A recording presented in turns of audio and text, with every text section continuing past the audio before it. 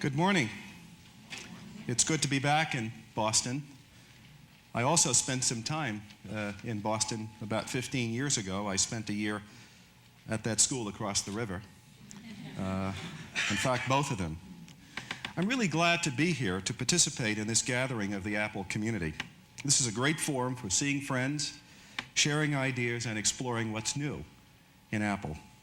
What's more, I'm proud to be here to celebrate the creative and inspiring achievements in the use of computing technologies in business, at home, and especially in learning environments. Now, today we're introducing two important products that will, in fact, enable Apple II loyalists to continue to make the Apple II the center of their computing universe. Today we are introducing a new version of the Apple II GS system software, version 5.0, which offers increased performance and new capabilities for Apple II GS owners. Version 5.0 will bring you greater speed in drawing, manipulating, accessing programs and files, and it will add up to a more user-responsive experience. Probably the most important feature of 5.0 is that it will give you new power in networking capabilities. Version 5.0 brings you integrated powers featuring easy-to-use Apple Share support from the desktop control panel. It also strengthens the ability to network the Apple II GS and the Macintosh. I urge those of you that are interested in seeing 5.0 in action to visit our booth outside, to try the program, and to see if you don't see a more powerful and efficient operating system. The second product that we're introducing here today is something that I will be talking about and demonstrating in a few minutes, and that is called the Apple II Video Overlay Card. I talked about the learning experience as being one where students are able to make connection and to communicate in powerful and exciting ways. The Apple II Video Overlay Card, in fact, enables teachers and students and even home learners to do just this. This card allows users to superimpose graphics from popular presentation, authoring, titling, paint, and animation programs over video from VCRs, video discs, video cameras, or television sets. The result is a medium richer in content and communication value than computers and video alone. But rather than talk about it, let's look at it. Doug Campbell-John, product manager for the Video Overlay Card, is here to show us this new powerful and interesting technology. Morning, Doug. Morning, Bernie. What are you going to show us this morning? Well, we'd like to show some examples of taking everyday events and things that teachers could go off and videotape with a video camera themselves and turn them into very powerful, extraordinary teaching tools. What we've got set up here for equipment is we've got an Apple II GS, and we have the video overlay card inside of it. We would normally have video coming from a camcorder, but in this case, in order to show up on the large screen television set, we've got a 3/4-inch video deck in the background. And we're taking the output of the card, we're simultaneously going to the RGB monitor and off to the VCR for recording. You know, Doug, I might be dating myself, but 20 years ago when I was a graduate student, the electronics represented on this video card would have filled an entire classroom. And it's amazing that technology has progressed to the point that we can take a classroom full of vacuum tubes and reduce it down to the size of a board like this. It's amazing. Well, actually, the prototypes probably approach that size. So what we've got here on the screen, we've taken some video footage of kids at the playground, and we can just show, we happen to be fortunate enough to have perfectly balanced weight children here. So the girl on the left in the yellow sweater is exactly 120 pounds. And the two brothers on the right, who are getting quite close, the young boy in the blue is 40 pounds, and his older brother is 80 pounds. Now, in a classroom, if a teacher was using this to teach fulcrum physics, they might show this video footage and then have the kids go to the blackboard and write up on the board the different equations. But the students still may not be able to make that conceptual leap to putting the two together. But now we can with video overlay. So what I've got is a paint program. This is PaintWorks Gold. And we'll bring up an example of what we can do with overlay.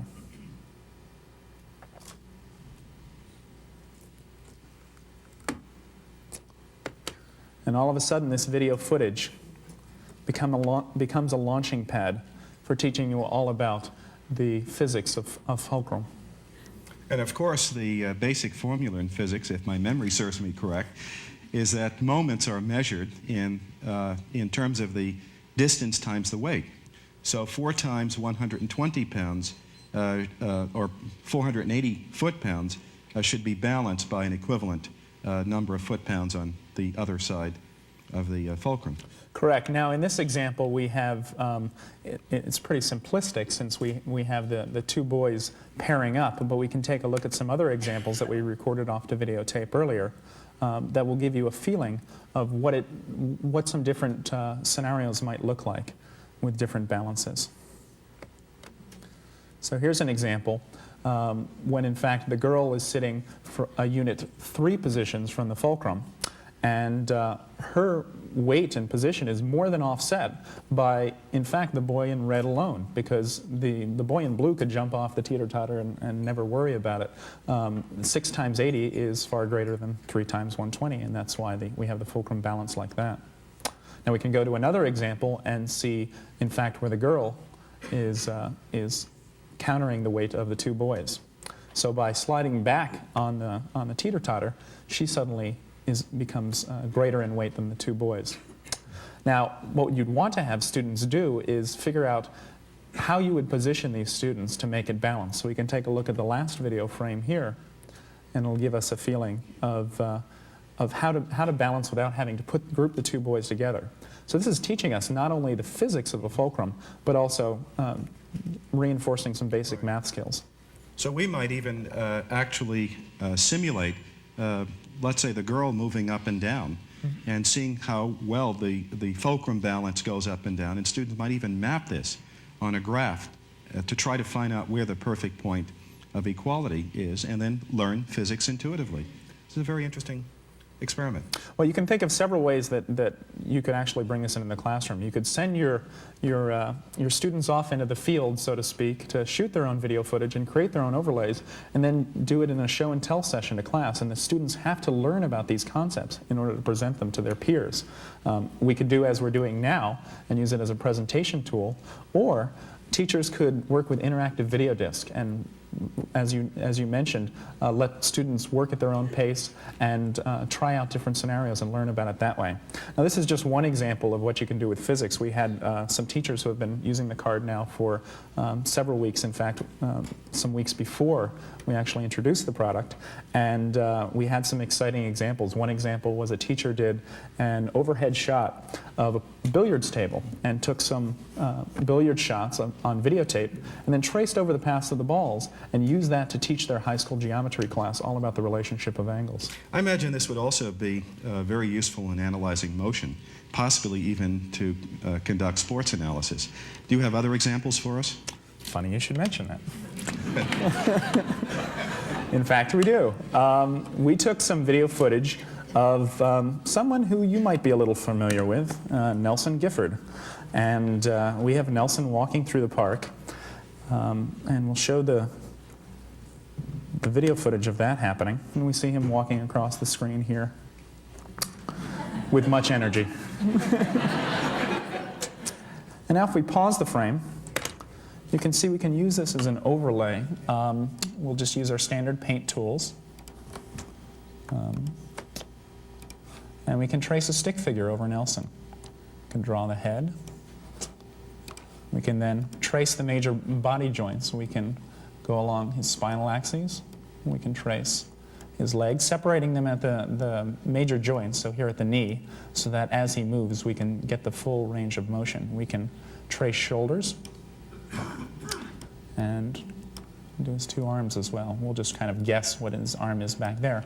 As you see, we get a stick figure, an individual frame. Now, if we would start from the beginning of that sequence and draw consecutive frames of Nelson paused, we could then put them together in Paintworks Gold, for example, using a function called show, where you can put together paint images into an animation. So let's actually show you an example of that. Now, the thing that's exciting to me about this is many, many years ago, there were experiments to go and try to determine things like, do a horse's hooves actually touch the ground all at the same time? And they had to go and take photos of them and sequence through them very quickly. You can have students go out and do this now themselves. So here's an example of Nelson walking. And you can see we get a pretty good approximation of human motion that way. Now we can slow him down, and you can see which leg is forward. You can see the enthusiastic swing of the arms.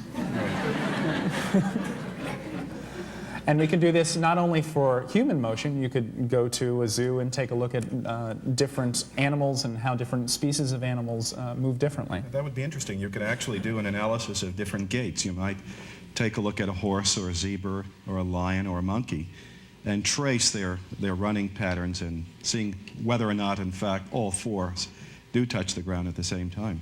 In fact, we had one student we were working with, a young girl who wants to be on the Olympic equestrian team when she grows up. And she would do this kind of motion analysis on the different horses she would ride to determine which was the best trotter, which was the best jumper. It was really fascinating to watch.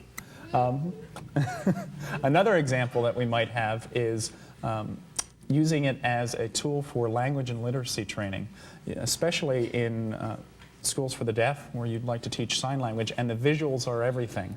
So what we did is we created an example here where we have a student who is signing Apple's credo, in fact, for special education, that Apple technology lets ordinary people do extraordinary things, and extraordinary people do ordinary things.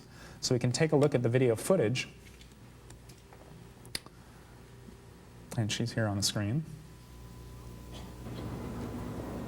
Apple technology lets ordinary people do extraordinary things, and extraordinary people do ordinary things.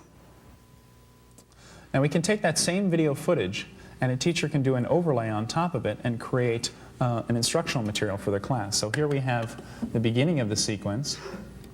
I can pull up a graphic. Now, I don't know sign language, so if I was looking at that, I wouldn't know which phrase was which, since the audio was not synced to the video. But we can, through overlays, single out selective components and get an idea of what we want to create. So here we have a frame where we're going to do the phrase Apple. And we'll start recording onto VCR Live. And we can then go ahead and play the sequence back. And she'll come up and go through the first portion of the sequence. Now you can see it's actually that motion simulating coring an apple on her cheek that is for the phrase apple. Now we can stop this, rewind. So if we wanted to teach people that have verbal capacity how to sign, we in fact could decompose her emotion and use this as an instructional tool. Exactly. Yes. So we would have then recorded onto videotape the combined video image with the graphic, and a teacher could use that to either hand out to their students, use as a presentation tool, or develop commercial instructional materials. We do have, in fact, let's get back to that. You mentioned if we had any more sports figures.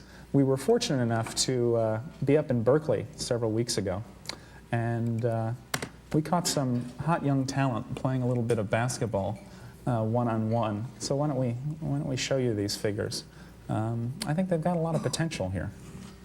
I don't know. Berkeley does not have good basketball players. That would be shocking to me if you found real talent in Berkeley. Protesting, yes. Basketball, no.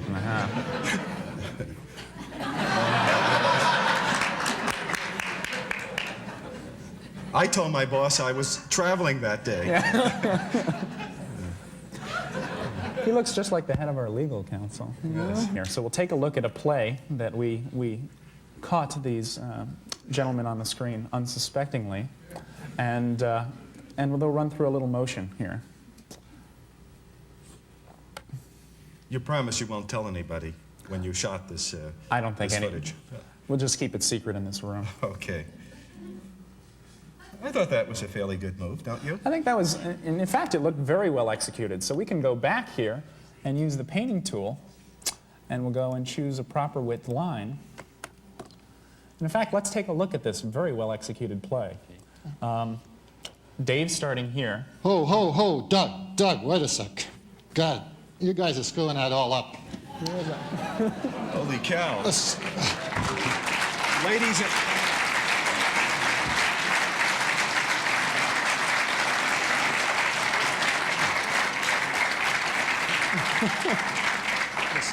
Solix have this area depressed enough. Ladies and gentlemen, this looks like Bob Cousy, number 14.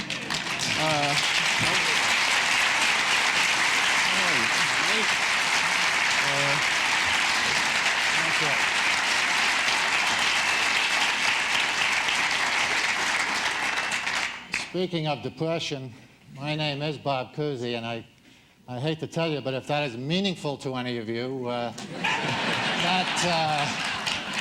that must mean you're ready to cash in your Social Security check. So, what did I hear recently? You know you're going through the aging process when your wife gives up sex for Lent and you don't find out about it until Good Friday.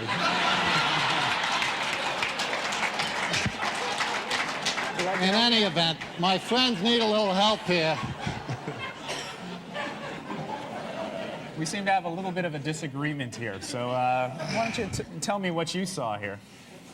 Well, I saw the only black guy that ever came out of New York that couldn't play basketball, I'll tell you that. You mean this gentleman right here? Yes. Gee, I hate to say that I'm from New York myself. But in any event, yeah, well, let's do a quick critique here. The play sets up fine. Number 33. Which one? And number 33 setting the pick. Has to get a little meaner, a little tougher, I think. To begin with, he's facing the wrong way, as you can see.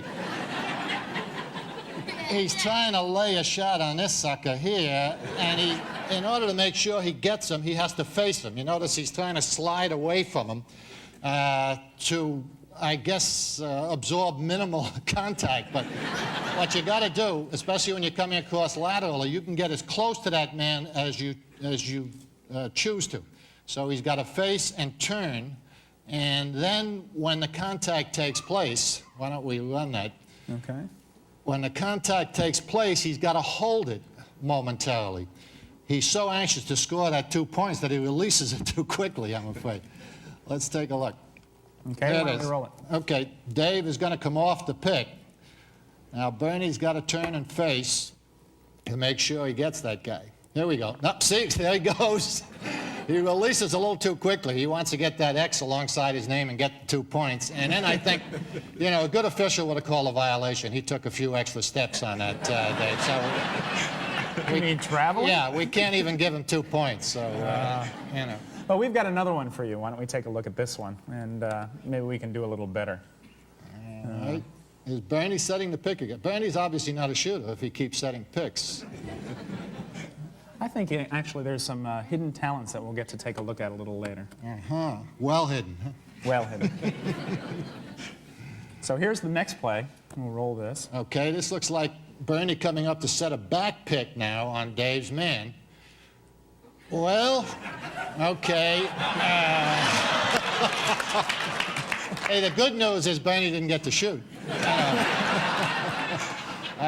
But I don't know, in terms of basketball logic, I don't know why we'd want to set a pick like 6 feet from the basket to create a shot 23 feet away. Unless Dave actually does shoot as well as Larry Bird from the corner. Let's take a look at this now. Where Bernie sets the pick, we're about 6 to 8 feet away. And normally the offense wants to work outside in, obviously create the closest shot possible. Here we're setting a low pick and the man goes to the corner. You guys must have had to shoot that, what, 28 times before he made that shot?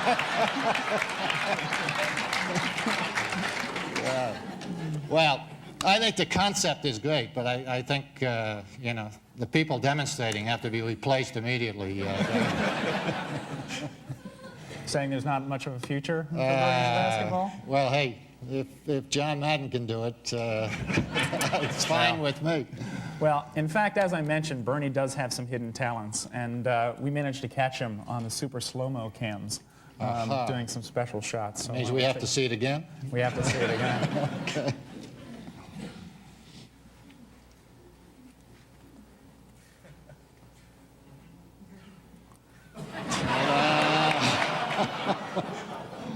Was there a step ladder under there? He jumped off a stool. You notice we had him cut at the waist, right? We had a stool under there. No, it's great form, Bernie. I probably wouldn't consider a career change at any point in the near future, however. All right. See, from there you become a good shooter. The very few baskets are missed from directly over the basket I've found over the years. Yeah, exactly. Thank you, Mom. Okay. Well, thank you. Bob is right.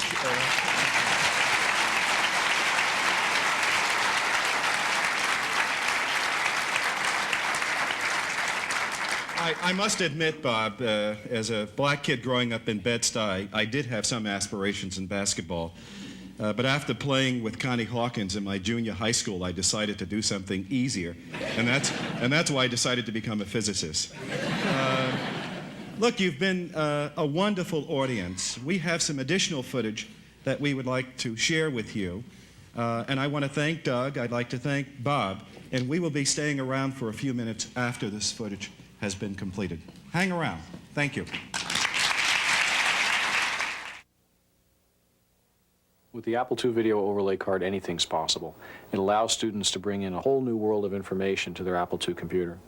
It's like when you read a book when you were a kid, and there were pictures in it, and you were like, wow, I wish I could be in the book. And now you really can on the computer screen. This offers a whole new range of creativity and imagination to the family. You just put reality with fantasy, and it's really neat. Neato. Will you stop being so rowdy back there? Are we there yet? Almost. Yay!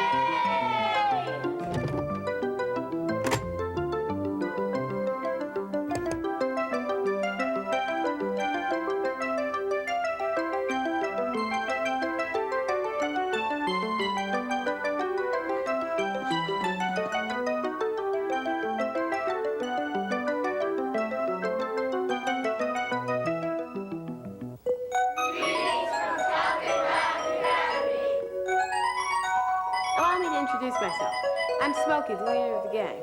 This is Tiger, my cousin, Pumpkin, my best friend, and Princess, a white cat with black spots. She's sort of my girlfriend. Like that? Yeah, we can put claws on that one?